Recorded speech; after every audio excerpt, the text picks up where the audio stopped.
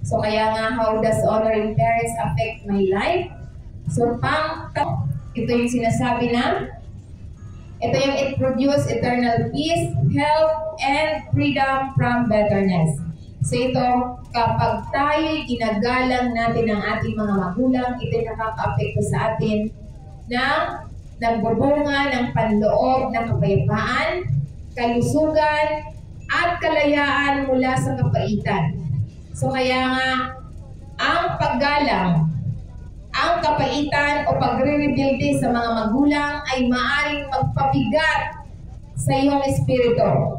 Ngunit ang karangalan ay nagdudulot ng kagalingan. So kapag tayo naghihimagsik, nagpapabigat sa atin. Kaya nga mahirap pumasok ang blessing sa mga tao hindi nakikinig sa magulang.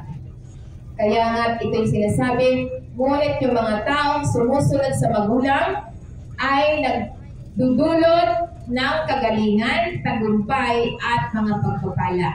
Kaya mahalaga, para hindi mabigat ang iyong buhay, dapat iginagalang natin ang ating mga magulang. Dahil ito'y salita ng Panginoon. Kaya nga sinasabi niya rito, may ikikwento lang ako. Nung ako ay nag-aaral, di ba, hindi naman ako nag-aaral na sa mga magulang ko.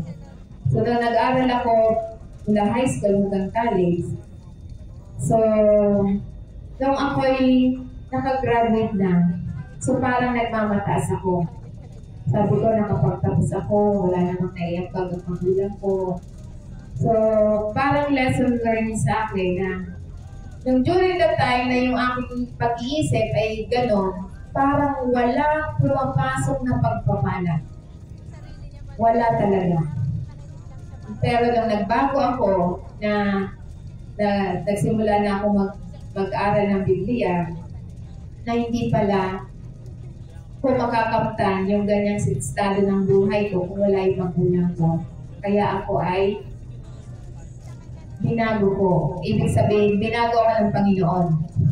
Dahil sa nung time na parang ako nagmamalaki sa sarili ko, kahit na anong pagsisikap ko din, hindi talaga ako umuunlad. Diba sinasabi, trabaho, negosyo, walang nangyari sa buhay ko. So isa yun sa dahilan kung bakit ang bigat ng pasok ng pagpapala. Dahil kahit anong pagsisikap natin, kung tayo ay lagi tayo nagmamalaki sa magulang natin. Kasi nagmamalaki ako noon. Inaamin ko, nagmamalaki talaga ako. Nagmamalaki ako kasi alam mo bakit? Na mag-graduate ako, wala silang naiambag. Dahil ako'y nagsumikap, ako ay nag-working student. So parang iniisip ko, wala naman silang naiambag sa akin. So yun ang nasa isip ko. Ngunit nung binago ko, doon lang pumasok yung bigayaya. Nung nagbago ako, nung nagsimula ako mag-aral ng Biblia. So nung nagsimula, dahil nga kapag tayo nakatagpo natin ng Panginoon, unti-unti tayong babaguhin. Yung mga dati na lagi tayo nagmamalaki sa ating mga magulang. So, binabago tayo ng Panginoon kapag nakatagpo natin siya. So kaya nga nung nabago yun, nung nabago ang sarili ko, nung nakatagpo ko ang Panginoon, doon lang ako umunlad. Nung nagsimula ako ng gawain ng ganito. Mula noong 2014. So, napagtanto ko na yung magulang ko pala ang dahilan ko bakit ako naandun. So, yun yung lesson. Na kahit na anong pagsisikap natin, kung hindi natin sinusunod ang salita ng Diyos, wala. So, di ba?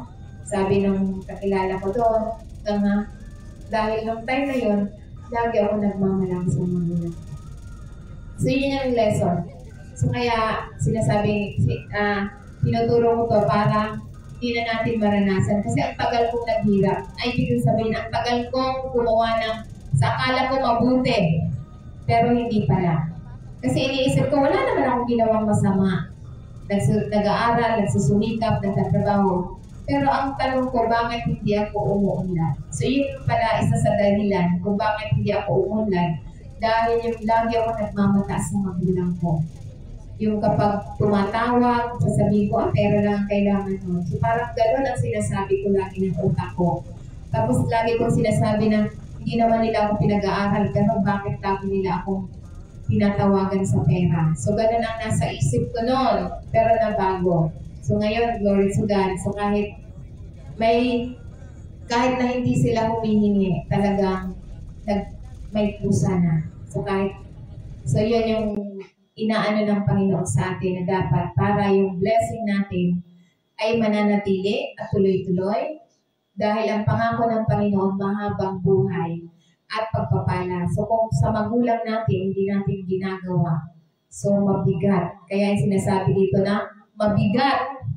Mabigat ang iyong espiritu kapag nagre-rebelde tayo sa ating mga magulang. So mabigat ang pagpapala kapag nagre-rebelde tayo sa ating mga magulang.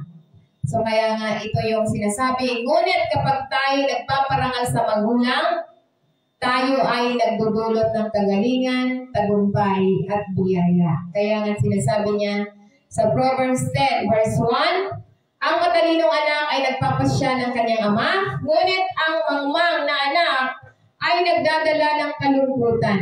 So kaya nga mangmang pala yung mga anak kapag hindi sumusunod sa magulang. So kaya nga sinasabi dito, kapag ang iyong relasyon sa iyong mga magugulang ay malusog o mapayapang nalutas, ang iyong kaluluwa ay may kapayapaan, umaabot sa iyong buhay. So kaya kapag tayo malusog ang relasyon natin sa magulang, may kapayapaan tayo. So kaya nga, habang tayo nabubuhay, kung mga buhay pa yung ating mga magulang, dapat iparamdam natin. So ako, isa rin ako sa affected sa ganyan dahil, diba, nung araw, hindi naman uso yung mga internet. So nung araw, nung nag-aaral ako, never akong sumulat ilang taon. Parang 10 taon, hindi ko sinusulatan. Wala silang alam sa buhay ko.